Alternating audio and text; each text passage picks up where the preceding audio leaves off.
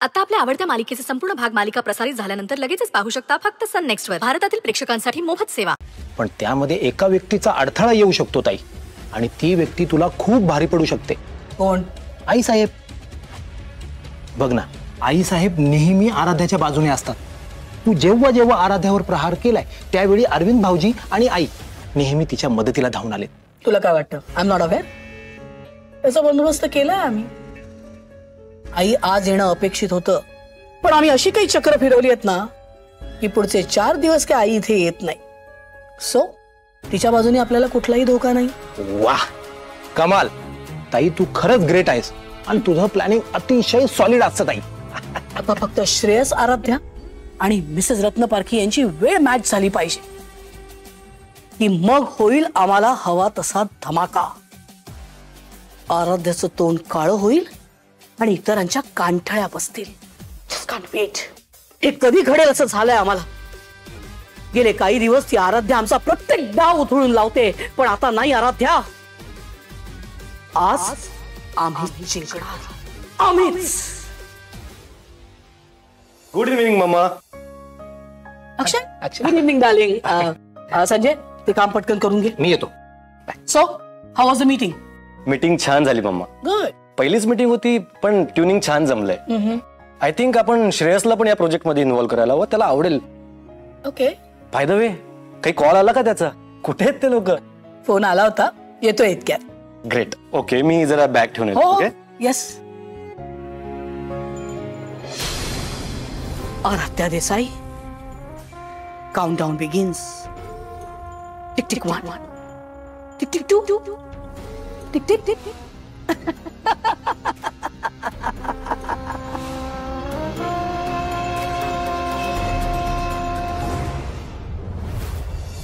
सकाळपासून काही खाल्लं नाहीये, पण गोळी तर घ्यायलाच हवी ना. हे घ्या.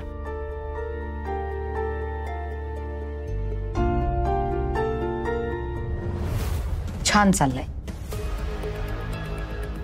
काल केवळ हे होते म्हणून मी काय बोलले नाही, पण तुम्हाला जरा सुद्धा लाज वाटत नाही का हो? इतकं सगळं घडून गेलं तरी तुम्ही परत आमच्याच घरी आला. ते काय नाही, खूप झालं. आता स्पष्टच सांगते, एकतर तुम्ही या घरात राहाल नाही तर मी तरी. आता काय बोलणार यावर? आम्ही तुमच्या बरोबर कसं वागलो होतो आणि तुम्ही कसं वागताय, देव सगळं बघतोय हो. हे बघा, अजून स्वतःचा अपमान जर माझ्याकडून तुम्हाला करून घ्यायचा नसेल, माझ्या बरोबर चला. मी तुम्हाला तिकडे परत नेऊन सोडणार आहे. सामान बांधायला घ्या आणि निघा माझ्या बरोबर. चला.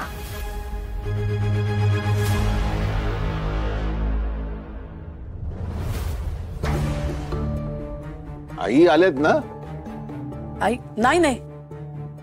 ओ सॉरी, तुला सांगायचं राहूनच गेलं. आई आणि आमचं बोलणं झालं, ती आणखीन 4 दिवस तरी येऊ शकत नाहीये. कमाल आहे खरंच. तर त्यांना फोन तरी करायचा. मी उद्या त्यांना फोन करतो. नाही, तिला फोन कर तू. पण तुझ्या एक लक्षात येत आहे का, श्रेयस म्हणाला होता 6:15 पर्यंत येईन, अजून आला नाहीये. यशोदाला लहान आहेत का ते? येतील ना. काय काळजी करते एवढी? अरे येतील ना म्हणजे? हॅलो. आजकाल ना मुलांची काही पद्धतच राहिली नाहीये घरी कळवायची. आम्ही पोचत होतो, वाटेत थोडा ट्रॅफिक लागला म्हणून राहिलं कळवायचं. अरे फोन तरी करायचा ना मग. Sorry, so sorry. What sorry? Sorry ना मम्मा. तुम्हाला सांगतो, आमची ट्रिप खूप छान झाली. म्हणजे आम्ही घरी पोचेपर्यंत जरा वाईट वाटत होतं की ट्रिप संपली म्हणून, पण आता घरी आल्यावर बरं वाटतंय. हो, आपलं घर ते आपलं घर असतं, हो ना? खरंय. आपलं आपलं म्हणताना ही आपली माणसं कधी समोरच्याला परक करतात ना, कळतच नाही. मम्मा, एकदम असं का बोलताय तुम्ही? नाही, नथिंग सिरियस.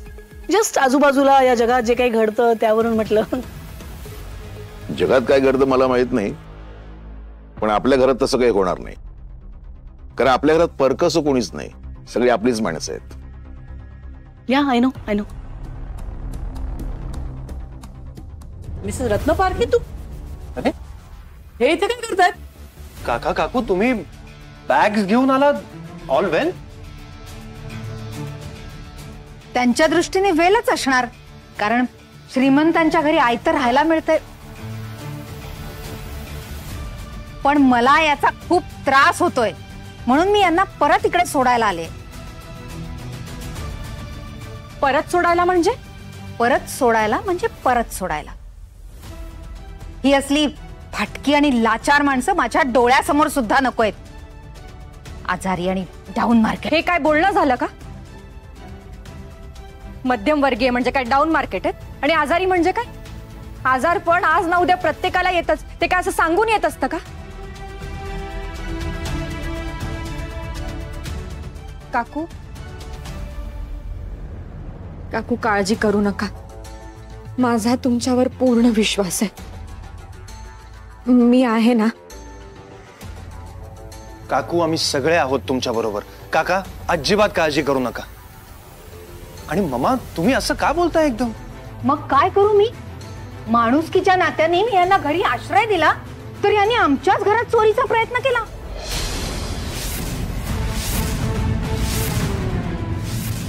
नाही नाही हो, आम्ही असं काहीही केलेलं नाहीये. एक मिनिट, त्या काय खोटं बोलतायत का? Just keep quiet, okay? Mrs Ratnaparkhi, I completely believe you. अहो यांनी आमच्या घरी पण हेच केलं होतं. मग खरं तर आपण यांना पोलिसांमध्ये द्यायला पाहिजे. You are absolutely right. नाही, आम्ही तेव्हाच हे करायला हवं होतं. आमच्याकडून चूकच झाली, पण ती चूक आम्ही पुन्हा करणार नाही. यांना आजच्या आज पोलिसांच्या स्वाधीन करतो की नाही ते बघा. निघा. काय करतेस?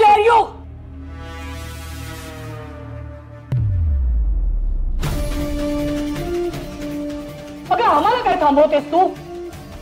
या माणसाने तुझ्या मायेने चोरी करण्याचा प्रयत्न केलाय. इथे आम्हाला पण तोच अनुभव आला होता, आणि तू काय थांबवतेस? खरं तर तू यांना हात धरून या क्षणी घराबाहेर काढायला पाहिजे होतस. अगं फ्रॉड माणसं आहेत ही. तू ह्यांच्यावर काय विश्वास दाखवतेस? मम्मा काहीतरी गैरसमज होतोय. अहो ही माणसं तशी नाही आहेत.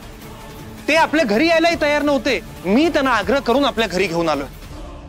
आणि मम्मा मागच्या वेळी ही चोरी झाली होती आपल्या घरी, तेव्हा हे सिद्ध झालं होतं ना की हे निर्दोष आहेत म्हणून. नाही श्रेयस, आमचा नाही विश्वास. आम्ही नाही मानत यांना निर्दोष. श्रेयस तू खूप साधा आहेस, तू खूप सरळ आहेस. तुला ना माणसांची पारख नाही. तुला वाटतं हे अख्खं जग चांगलं आहे. नाही, तसं नाहीये. नाहीतर आम्हाला सांग ना, ही माणसं, अनोळखी माणसं अचानक तुलाच कशी भेटतात? हा, असं वागतात ज्यामुळे तुला त्यांच्याबद्दल सहानुभूती वाटायला लागते. एक मिनिट, तू त्यांना आग्रह केलास? ते आधी नाही म्हणाले, पण तरी तुझ्या आग्रहाला मान देऊन ते इथे आले. कुठली स्वाभिमानी माणसं इतका काळ इथे राहतील? सांगा मला. आय एम 100% शुअर यांनी खूप विचारपूर्वक हे सगळं प्लॅन केलेलं आहे. हे सगळं प्री प्लॅन होतं, कारण ही साधी सुधी माणसं नाही. चोर आहेत, बुरटी आहेत. यांची पहिल्यापासून नजर आपल्या पैशावर, आपल्या प्रॉपर्टीवर आहे. फ्रॉड आहे. सासूबाई बास झालं. ते काय बोलत नाही म्हणून त्याच्यावर वाटेल ते आरोप करू शकत नाही तुम्ही. साधी जरा सज्जन माणसं आहेत ती. लहानपणापासून ओळखते मी त्यांना.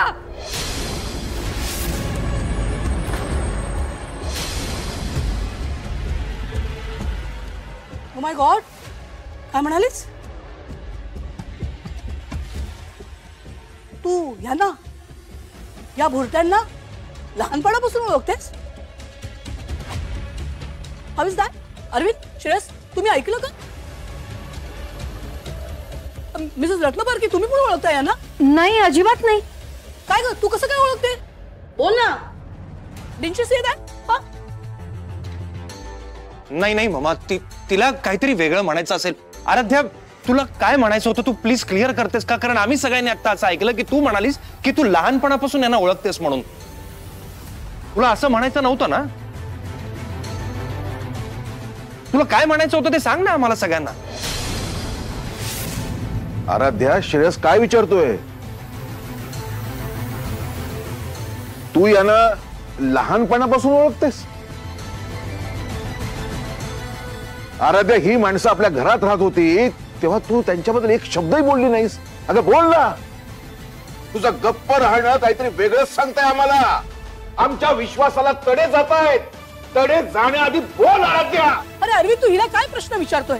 तिचा चेहरा बघ, तोंड शिवून बसली ही.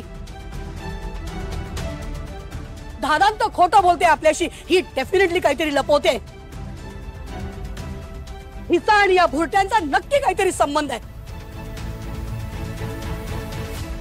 आणि हे बघ, आता आपण जास्त चर्चा नको करूया. ताबडतोब या भुरट्यांना पोलिसांच्या स्वाधीन कर. या टाउन मार्केट माणसांची तीच लायकी आहे. तोंड सांभाळून बोला सासूबाई.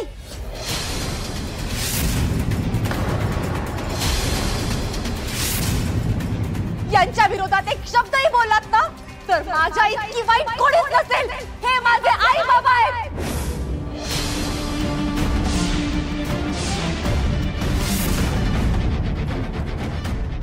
आणि मी आराध्या मनोहर देसाई आहे.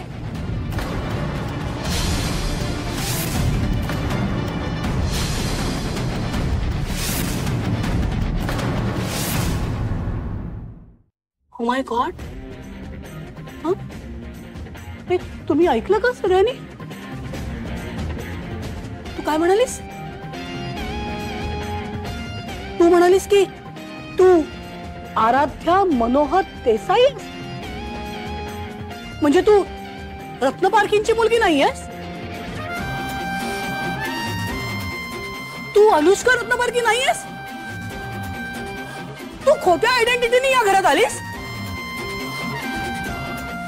श्रेयस, श्रेयस, तुझ्या लक्षात येतंय का? म्हणजे खोट्या आयडेंटिटीने हिने तुला प्रेमात पाडलं. तुमचं नातं हे it's all based on lies. Arvind, तुझ्या लक्षात येते? आणि खोट्या आयडेंटिटीने ही मुलगी आपल्या घराची सून झाली. अनबिलिव्हेबल. सगळं खोटं. या कुटुंबाशी, या घरातल्या प्रत्येक माणसाशी तुझं नातं खोटं आहे. खोट्यावर बेस्ड आहे.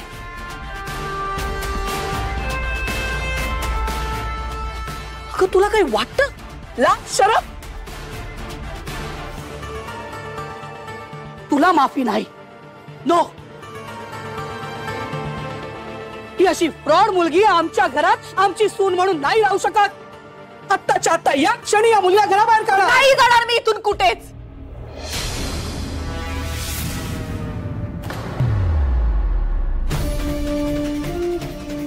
मी माझं नाव बदललं, माझं अस्तित्व बदललं आणि या घरात आले कारण तुमचा उरलेला हिशोब चुकता करायला. आणि तो मी या घरात राहूनच चुकता करेन. तर यशोधरा तर नाही.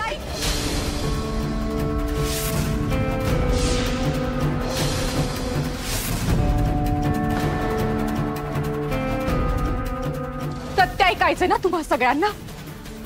तर सांगते. ही बाई खुनी आहे, फ्रॉड आहे, महापाताळ यंत्री आहे.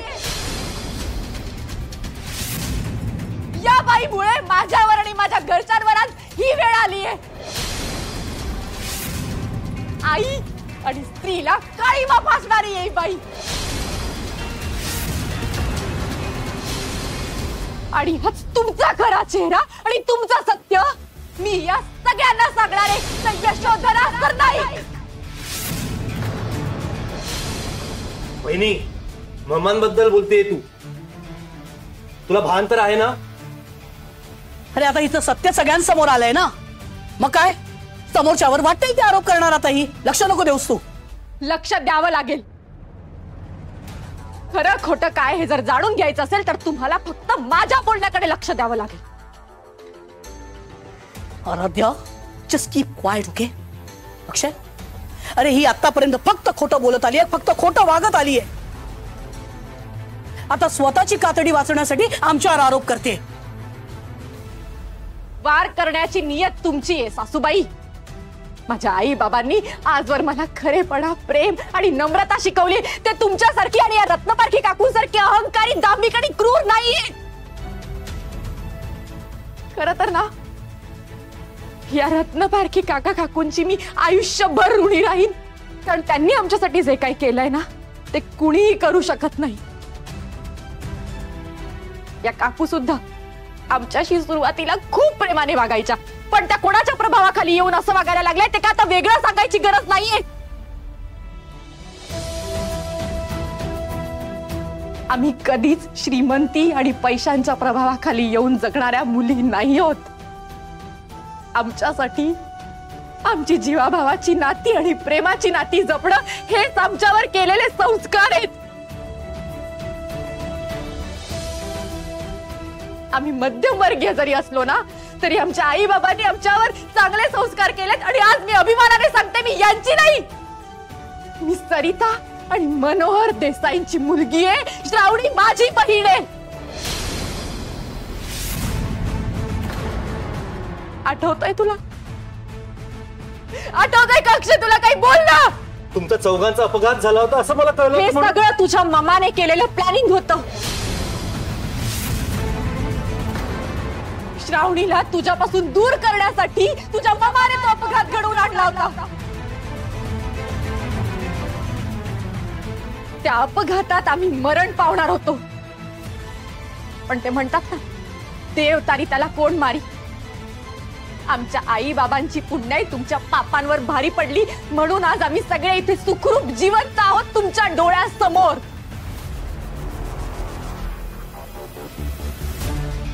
आराध्या, मला काही कळेना असं झालंय. काय खरं काय खोटं खरंच कळत नाहीये ग. हे बघ, जे काय घडलंय ते सगळं नीट सांग. अरविंद, अरे सत्य इतकंच आहे की या मुलीने आपल्याला फसवलंय. आपल्या सगळ्यांचा आजपासून या क्षणापासून या मुलीशी संबंध संपला, विषय संपला.